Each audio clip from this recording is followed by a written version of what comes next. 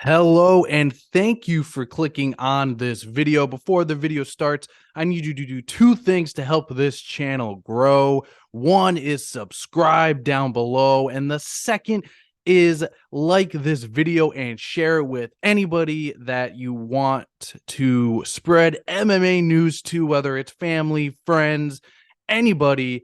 I always appreciate your support. And now let's get to the video. Hello, everybody. My name is Tyler Russo, and this is the KO Podcast, episode number 42. In this episode, I will be reviewing UFC 288 because I did not get to that, but of course, I will also be reviewing last weekend's card, UFC Fight Night Rosenstrike versus Almeida. Also, we had Bellator last weekend, and this weekend we have UFC Fight Night Dern versus Hill. And I also want to talk about the huge news that the PFL announced just yesterday or the day before. Francis Ngannou has officially signed with the PFL, so I want to go over some of those details on his deal and just my overall thoughts on that signing. Ring that bell! All right, jumping into UFC 288, the first fight of the night. We had a middleweight bout. We had Joseph Holmes taking on Claudio Ribeiro, and Claudio Ribeiro gets the TKO finish. Moving on, we had another middleweight bout. We had Phil Hawes taking on Akrim Aliskugov. I believe that's how you say his last name. And Aliskugov gets the brutal KO finish over Phil Hawes. Akrim Aliskugov, his only loss is to Chimaev. Those two fought a couple of years ago in another organization, so maybe those two will meet again. But another brutal knockout for Phil Hawes. He's had, a handful in his career now. He's a great athlete, but always seems to get caught with the big punches. Because he's been brutally knocked out, like I said, a handful of times now.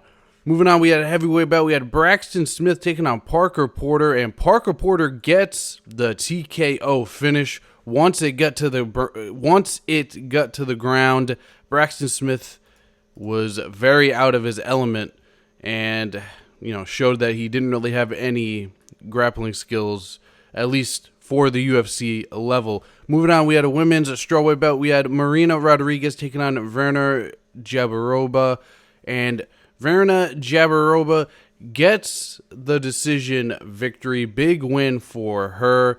Moving on, we had a welterweight bout. We had Chaos Williams taking on Ronaldo Badoya. I believe that's how you say his name, and Chaos Williams gets the decision victory. Moving on, we had a light heavyweight bout. We had Kennedy Inuchuke taking on Devin Clark, and Kennedy Inuchuke gets the second round submission. And moving on now to the prelim headliner, we had a lightweight bout. We had Drew Dober taking on Matt Frevola. What a banger this fight was. It definitely delivered, and Matt Frevola gets the TKO finish on Drew Dober. Drew Dober has not been finished since 2012, so Matt Frevola becomes the first person in over 10 years to finish Drew Dober. So Matt Frevola, really impressive performance, really big win for him. He is surging right now in this lightweight division. Moving on now to the main card, we had a featherweight bout. We had Kron Gracie taking on Charles Jourdain, and Charles Jourdain gets the decision victory. Kron Gracie really just stuck to his jiu-jitsu and nothing else. He didn't really throw any strikes. The very old school style of, fighting mixed martial arts. He didn't really mix anything. He just stayed, like I said, with his jiu-jitsu. So he was, really fishing for the submission the whole time. But Charles Jourdain has great ground defense. So, we're really stuck in, a lot of positions for an extended period of time because Charles Jourdain was defending all of Kron Gracie's submissions very well. So not a great fight for Gracie to come back to.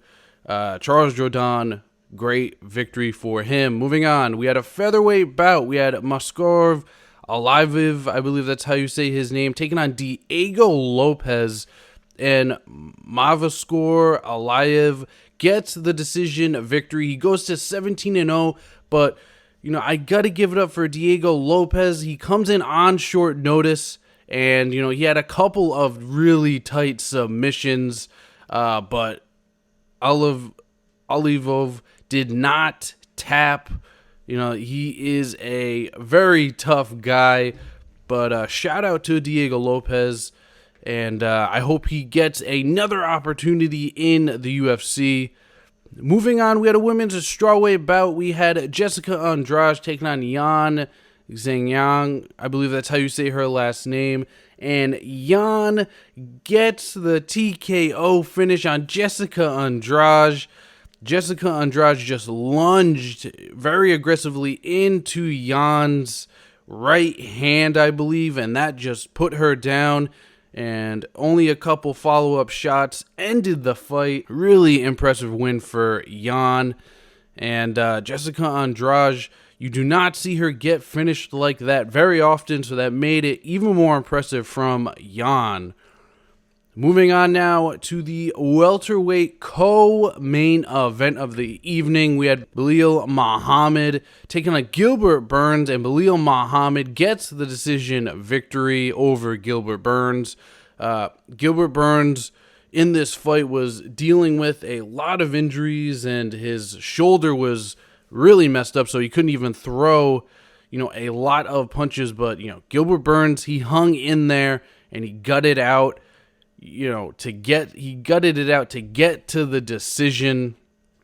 Unfortunately, he wasn't going to win. It was very clear, but still, it's so tough just to stay in the fight mentally and physically when your body wants to shut down. But Burns, such a mentally strong person, persevered and he finished the fight. But Belal Muhammad, number one contender for that welterweight belt. Whenever they get this Edwards and Covington fight, Muhammad is going to be the next guy in line. Now, moving on to the main event, we had Aljamain Sterling, the defending UFC bantamweight champion, taking on the former two-division champ, Henry Cejudo. And Aljamain Sterling gets the decision victory in a very, very close fight. I had my cards for Aljamain Sterling. I had it 48-47. I had Aljamain Sterling getting the first round. I had Henry Cejudo getting the second, Cejudo getting the third, and then I had Aljamain Sterling getting the fourth round and the fifth round. Now, this fight was super close, and the margins were very, very slim. These are two top-level fighters, so that's what happens when the best in the world meet.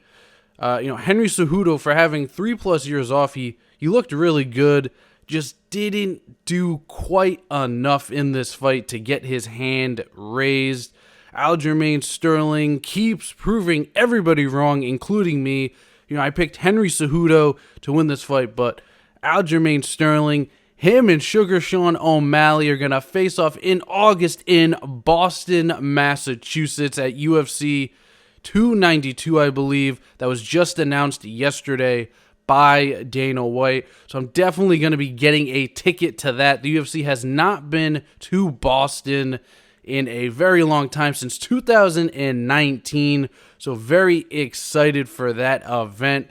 Now, let's move on to UFC Fight Night, Rosenstrike vs. Almeida. Starting off in the prelims, we had some pretty good fights in the prelims. Let's get started. We had a women's bantamweight bout. We had Jessica Rose Clark taking on Tiana Lisboa. I believe that's how you say her last name. And Lisboa gets the submission victory in the third round.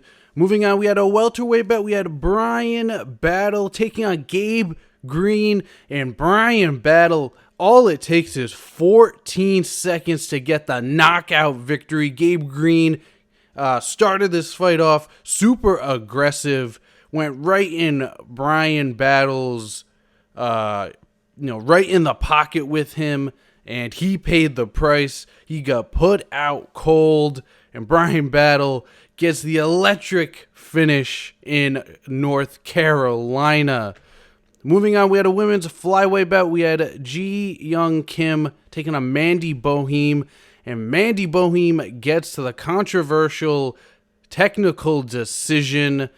There was a subsequent foul by Kim, and it seemed like Boheme kind of was overly embellishing the damage that was done. There was some heat on this fight with these two women, and we kind of got a lackluster end to this saga.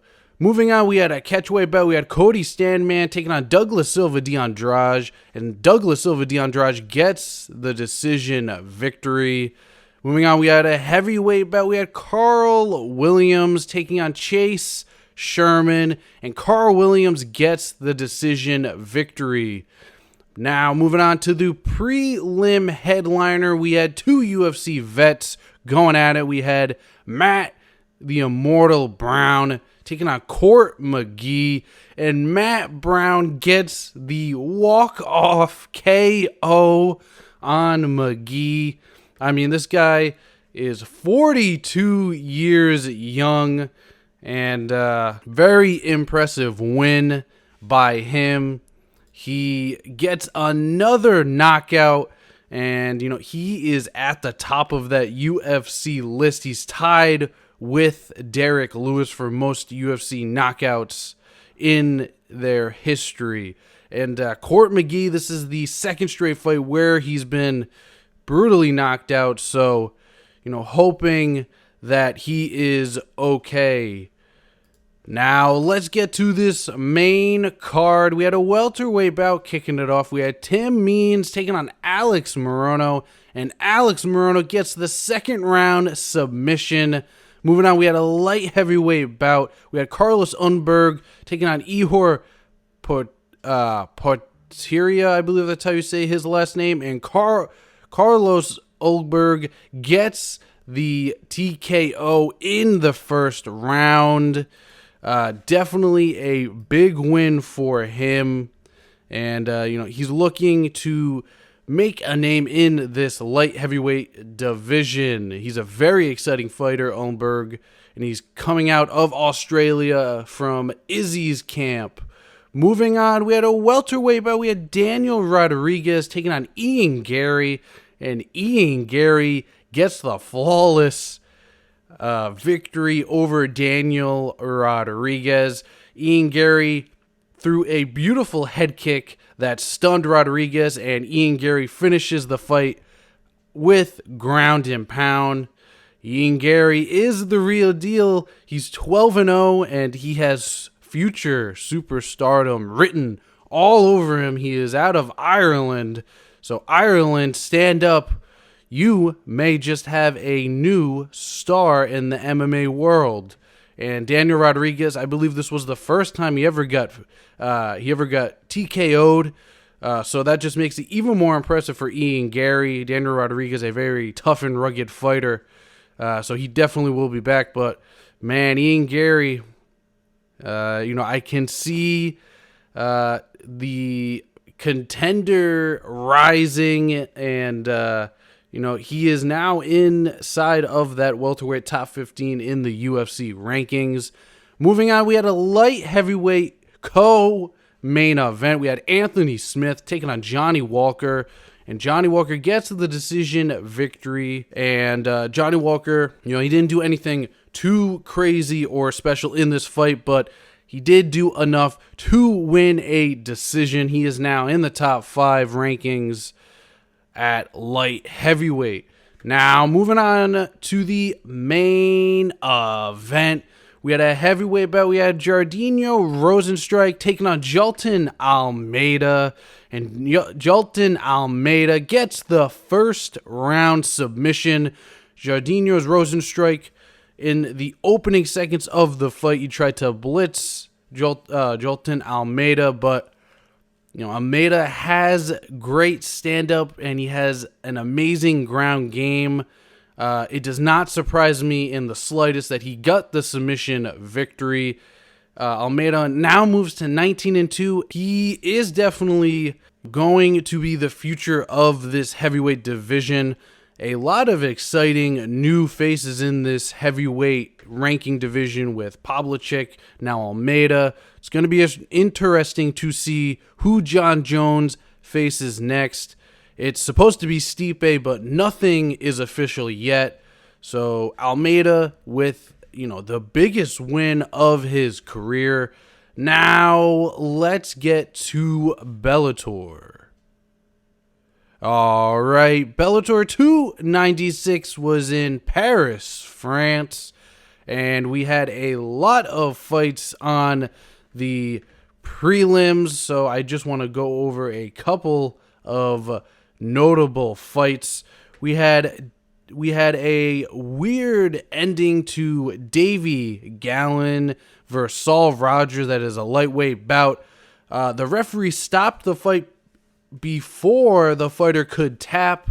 He was still conscious, immediately argued right away, and after the fact of the fight, it was ruled a no contest. So I don't know if Gallen and Rogers are going to want to run this one back, but interesting situation to say the least. We also had Tim Wilde picking up a victory.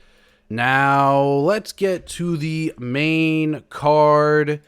Kicking off this main card, we had a lightweight bout. We had Thibault Gouti taking on Kane Mousasi, and Thibault Gouti gets the KO stoppage. Really nice KO for Gouti. I believe that's how you say his name. Now, moving on to a middleweight bout, we had the former three-time Bellator welterweight champion Douglas Lima. After a bit of a losing streak, he moves up in weight to the middleweight division. He takes on Castillo Van Steens, and Douglas Lima gets the much-needed decision victory. As I said, he was on a big losing streak, so very important that he got this win. And now, moving on to the co-main event of the evening, we had a lightweight World Grand Prix fight. We had the former Bellator lightweight champion Brent Primus taking on Mansour Barnioli, I believe that's how you say his last name, and Barnioli is from France. And he had a, great pop when he walked out to the crowd. But Brent Primus, man, he is a gamer. He wasn't even supposed to be in this tournament, but he replaced Sydney Outlaw, who tested positive for banned substances. So Brent Primus gets the decision victory over Bananui. And, huge win. He goes into enemy territory in France, and Primus picks up such a huge win. Like I said, he wasn't even supposed to be in this tournament. So he is now going to take on Usman Nurmagomedov. That is a very tough task in front of him.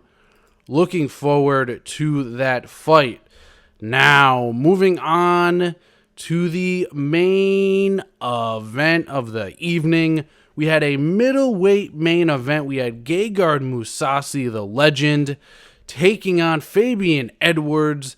And Fabian Edwards gets the decision victory. Mousasi chose to stand with Edwards throughout most of the fight. He grappled a little bit near the end, but after the first round, I tweeted out, Gegard Mousasi needs to take this fight to the ground if he wants to win. And unfortunately, he did not really take this fight to the ground. He decided to stand, with Fabian Edwards, and not a good choice because Fabian Edwards, his stand-up is his strength. I thought Mousasi was going to grapple more, wrestle more, put more of his weight and kind of grind on Edwards to make him tired. But Gegard Mousasi decided to stick with the stand-up. Didn't really work for him. So now he is on a 2-fight losing streak for the first time in his whole career. That is impressive in itself. He's 49-9. Can't seem to get that 5-0 in the win column. So I'm not really sure what Gegard Mousasi is going to do now at this point in his career. Kind of seems like the title is out of his grasp after losing this fight. Fabian Edwards and Johnny Eblen, they're going to face off in the future for that belt. So that should be a fun fight. Now, let's move on to this weekend's UFC action. All right, UFC Fight Night, Dern versus Hill. This is a very low-key card, not a huge amount of names that are recognizable to the masses. But, of course, to the MMA hardcore fans, we all know, most of these fighters. So let me highlight a couple of fighters that I think that you should watch out for. We have a women's flyweight bout. We got Nadia Silva. She had a great knockout in her last fight. So keep an eye on Silva. We got a lightweight bout. We got Chase Hooper and Nick Fior, I believe that's how you say his name. And Chase Hooper moving up to lightweight. His last fight against Steve Garcia was not a good fight for him. Took a lot of damage and ended up getting finished.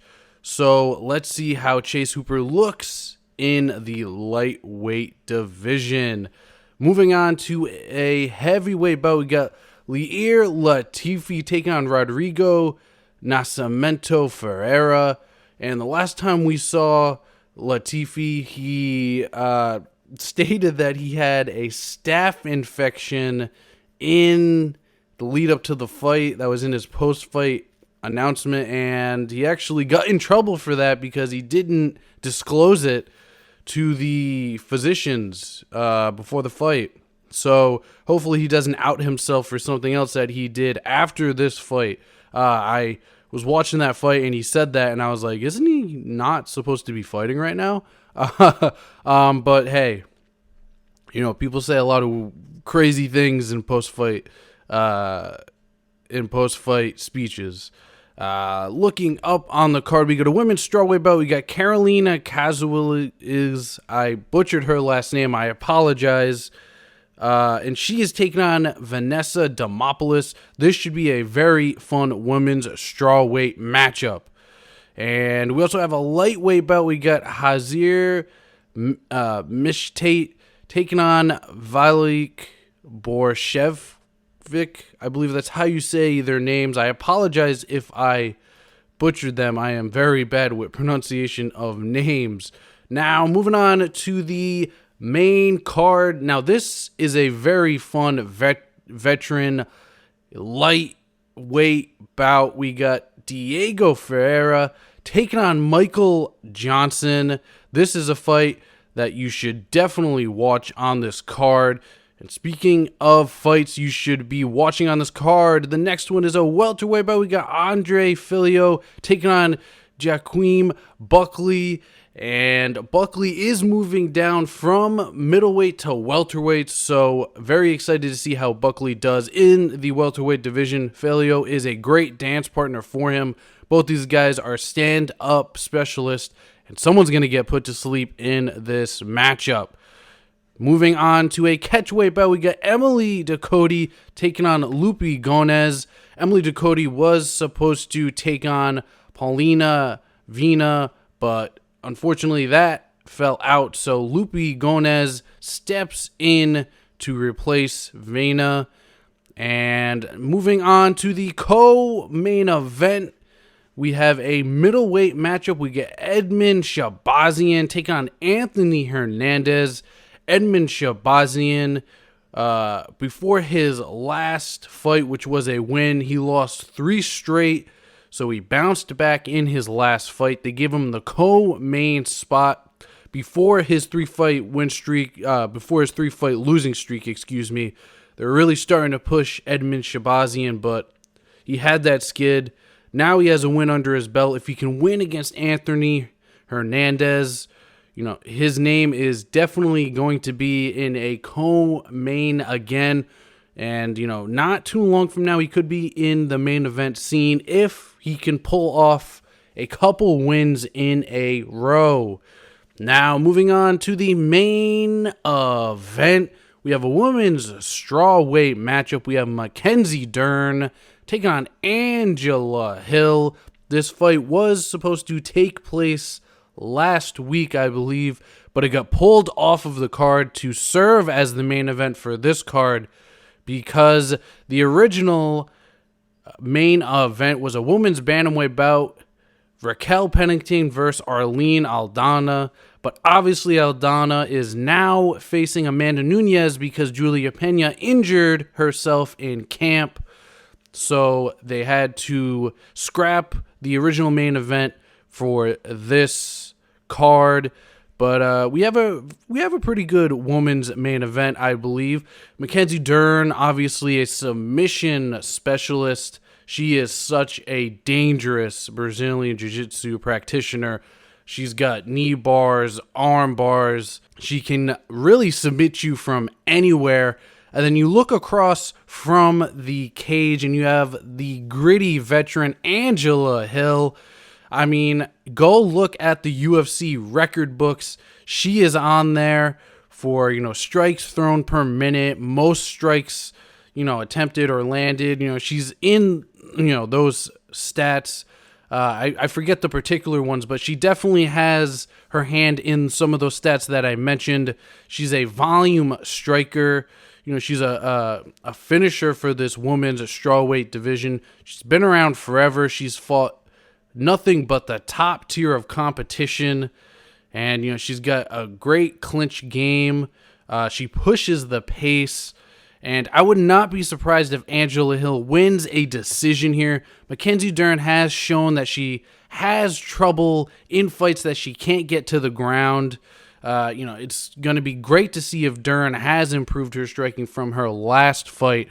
But I'm going to take Angela Hill in this fight by decision. Like I said, I think her striking and I just think her pace is going to give Dern a lot of problems. And now I just want to talk about the whole Francis Ngannou signing in PFL. So if you did not hear, just a couple of days ago, the baddest man on the planet, Francis Ngannou, signed with the Professional Fighters League. And these are some of the things that he is going to get in this deal. This is from BloodyElbow.com is where I am reading this from. So, Francis Ngannou's deal includes, so it's for 2 to 3 fights, guarantees a high 7-figure purse for each fight, a split of event net profit, a signing bonus or salary to serve as a brand ambassador for PFL. He is the PFL Africa chairman, which I know is very important to him because he wants to grow the sport in his home country. The right to have his own sponsors in the cage, non-exclusive with regards to boxing. That means he can box while he is under this contract, which was a big factor for him because he wanted to do both. And a minimum salary, possibly as high as $1 million for his opponent. Like I said, that was another thing that he wanted to do. He wanted to take care of his opponent financially. And so those are just some of the things. But, PFL, I mean, they really gave him everything that he wanted and more. It's not just a partnership between a fighter and an organization, but, Francis Ngannou acted as a businessman. If you saw his Twitter, you would know where that is from. But yeah, so Francis Ngannou, just, very happy for him that he got what he wanted. I'm very excited that he's the chairman of PFL Africa. He's going to grow the sport of mixed martial arts, and if not grow it, make the mixed martial arts scene in Africa more seen by so many different eyes, because I know that Africa, they have some amazing MMA fighters and mixed martial artists, but they are just not seen because that market is just not tapped in. And if Francis Ngannou can get the PFL to have a PFL Africa League, like they have the PFL Europe League, I mean, that would be huge just for Africa as a whole, for that whole entire continent. And to have Francis Ngannou as the head of that, I just couldn't think of anybody better. He's always advocating for fighters, voices to be heard, and he is going to make a huge splash, not only in his fighting, but in his business dealings, and he's going to be remembered for more than just being a fighter. His legacy is going to be carried on as a trailblazer. A lot of people did not think that Ngannou could get all of those demands, but he got most of them, if not all of them.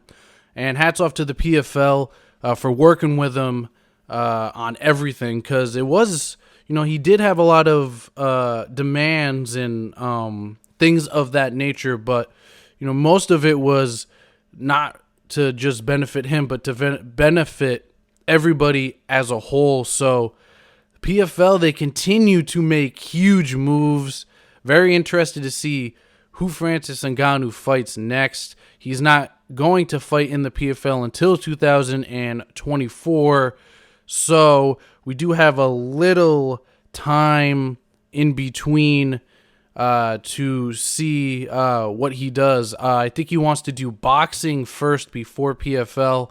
So, I mean, I don't know who's PFL. I don't know who their investors are. I know Wiz Khalifa's involved, and many other more rich people, I'm sure, but they have fat checkbooks.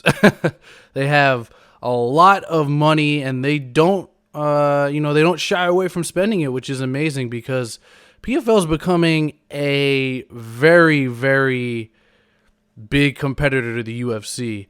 Bellator obviously is still there, but the PFL, they're getting the bigger names, at least for mainstream audiences, in my opinion, than Bellator. Obviously, Bellator, they have amazing fighters, but some of those fighters are not known as much as the fighters that the PFL are bringing in. I mean, they brought Jake Paul in, and, they're trying to connect to every audience, which is great. It seems like they have a great marketing plan kind of set in front of them.